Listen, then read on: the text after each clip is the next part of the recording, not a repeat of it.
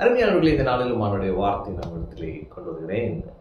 யாத்ராகமம் 14ஆம் அதிகாரத்துல 15, 16, அப்புறம் 21 பாருங்களேன். அதுல பாக்குறப்ப தேவன் நமக்கு கொடுத்திருக்கிற அதிகாரத்தை நாம் பயன்படுத்தும் பொழுது தேவன் நமக்காக அசாத்தியமான காரியங்களை பின்னாலே செய்கிறார். அவன் பிஹைண்ட் த சீன்ஸ் சொல்லுவோம் பாருங்களேன். அப்பொழுது கர்த்தர் மோசையை நோக்கி, நீ என்னிடத்தில் முறையிடுகிறது என்ன? புறப்பட்டு போங்கள் என்று இஸ்ரவேல் புத்திரருக்கு சொல்லு. நீ உன் கோலை ஓங்கி உன் கையை சமுத்திரத்தின் மேல் நீட்டி சமுத்திரத்தை பிளந்து விடு. அப்பொழுது இஸ்ரவேல் புத்திரர் சமுத்திரத்தின் நடுவாக வெட்டாந்தரையிலே நடந்து போவார்கள். மோசே தன் கையை சமுத்திரத்தின் மேல் நீட்டினான். அப்பொழுது கர்த்தர் முழுதும் பலத்த கீழ்காற்றினால் சமுத்திரம் ஒதுங்கும்படி செய்து அதை வறண்டு போக பண்ணினார். ஜலம் பிளந்து பிரிந்து போயிற்று.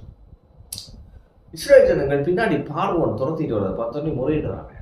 அப்போ மோசே பாருங்க, ஒரு பாஸ்டர், அவர் அப்படியே என்கரேஜிங்கா சொல்றாரு, அப்படி விசுவாசத்தை தட்டி எழுப்பி சொல்றாரு, இன்றைக்கு காண்கிற எகிப்தியரை ஒருபோதும் காண மாட்டீர்கள், கர்த்தர் உங்களுக்காக யுத்தம் பண்ணார், எல்லாம் அப்படியே என்கரேஜிங்கா சொல்லிட்டாரு. சொல்லி முடிச்சுட்டு என்ன பண்றது தெரியல. ஆண்டவரை நோக்கி பார்க்கிறாரு. அப்ப ஆண்டவர் கேட்கிறாரு, நீ என்னிடத்தில் முறையிடுகிறது என்ன? புறப்பட்டு போங்கன்னு சொல்லு. அவன் நிறைய நேரம் நம்ம ஃபெய்த் ரொம்ப பேசிட்டு ஆண்டோட போய் புலம்பிட்டு இருக்கோம் பாருங்க. என்ன நான் பேசிட்டேன், நான் ஒன்றும் நடக்கல அப்படி. ஆண்டு சொல்றாரு, பா அதிகாரத்தை ஓட்ட கொடுத்துருக்கிறேன், அந்த அதிகாரத்தை பயன்படுத்தி ஆளுகை செய்து சொல்றார். அவன் நம்ம விசுவாசத்துல அந்த அதிகாரத்தை பயன்படுத்தும் பொழுது தேவன் நமக்காக அசாத்தியமான காரியங்களை செய்கிறார். அவன் இவனை சொல்றாரு, உன் கோலை ஓங்கி சமுத்திரத்தின் மேல் நீட்டி சமுத்திரத்தை பிளந்து விடான். என்ன சார் எப்படி சொல்றீங்க? ஆண்டவர் சொல்றதெல்லாம் அப்படித்தான் இருக்கும் பாருங்க. விசுவாசத்துல நாம செயல்படும் பொழுது அசாத்தியமான காரியங்கள் நடக்கும். சாத்தியமே இல்லைங்க, ஆனா விசுவாசத்துல நீங்க சொல்றப்ப இயற்கைக்கு அப்பாற்பட்ட அற்புதங்கள் நடக்கிறது. அது எப்படி விவரிக்க முடியலையே. அப்படிதான் ஆண்டவர் செய்கிறார். அவன் எனவே நமக்கு தேவன் கொடுத்திருக்கிற அதிகாரத்தை நாம் பயன்படுத்த வேண்டும். அந்த கோலை ஓங்கி நீட்டி பிளந்து விடுன்னு சொல்றாரே, அதுதான் நம்ம விசுவாசத்தை பயன்படுத்துறது, நம்முடைய அதிகாரத்தை பயன்படுத்துறது.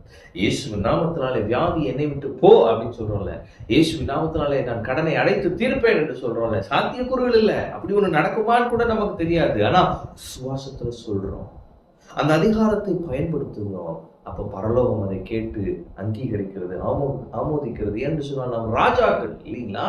உடனே அது அப்படியே நம்முடைய வாழ்க்கையில நிஜமாகிறது. பிஹைண்ட் த சீன்ஸ்ல கர்த்தர் என்ன செய்றாருன்னா, நம்ம சொன்னதை அப்படியே நடத்துறாரு. இவன் அப்படி நீட்டி அப்படி சமுத்திரத்தை ரெண்டாய் பிளந்து விடணும்னு நீட்டுறாரு, விசுவாசத்துல செயல்படுறாரு. பிஹைண்ட் த சீன் ஆண்டவர் என்ன பண்றாரு, என் பையன் விசுவாசத்துல செயல்படுறான் அப்படின்னு சொல்லிட்டு பலத்த கீழ்காற்றை அனுப்பி என்ன பண்ணாரு, சமுத்திரம் ஒதுங்கும்படி செய்தார். அதை வற்றி போக பண்ணினார், வறண்டு போக பண்ணினார். ஜலம் பிளந்து பிரிந்து போயிற்று. அவன் அப்ப பிஹைண்ட் த சீன்ஸ் கர்த்தர் கிரியை செய்கிறார். நீங்க விசுவாசத்தை விட்டாம விசுவாசத்துல பேசிக்கிட்டே இருங்க, பிஹைண்ட் த சீன்ஸ் கர்த்தர் கிரியை செய்வார். அவன் வழியே இல்லை, ஆனா நீங்க வழி உண்டு பண்ணுவார். இந்த வழியில நான் பிரவேசிப்பேன், இதை நான் கடந்து போவேன், இந்த கடனை அடைப்பேன், இப்பெல்லாம் பேசிட்டு இருக்கீங்க. எல்லாரும் பாக்குறவங்க கிடைக்கிறான் அப்படின்னு சொல்றாங்க, ஆனா பிஹைண்ட் த சீன்ஸ் ஆண்டவர் என்ன செய்யறாருன்னா, நீங்க பேசுறதெல்லாம் அப்படி நடத்தி காமிக்க அவர் அற்புதங்களை செய்கிறார், நமது வல்லமையை விளங்க பண்ணுகிறார். அவன் எனவே உங்களுக்கு கர்த்தர் கொடுத்திருக்கிற அதிகாரத்தை நீங்க பயன்படுத்தி நீங்க ஆளுகை செய்யுங்க. விசுவாசத்துல தைரியமா கட்டளையிடுங்க, விசுவாசத்துல தைரியமா ஜீவனை பேசுங்க. பிஹைண்ட் த சீன்ஸ் ஆண்டவர் என்ன செய்வார்னா, நீங்க என்னென்ன பேசுறீங்களோ அதெல்லாம் வாய்க்கும்படியாய் செய்வார். அவன் சொல்வதெல்லாம் ஆகும். ஆமென். நீங்கள் செய்வதெல்லாம் வாய்க்கும். எனவே விசுவாசத்துல நிறைய என்னென்ன செய்ய முடியுமோ ஃபெய்த்ல செய்யுங்க. கர்த்தர் அதை கன்ஃபார்ம் பண்றதுக்கு அற்புதங்களையும் அடையாளங்களையும் செய்வார்.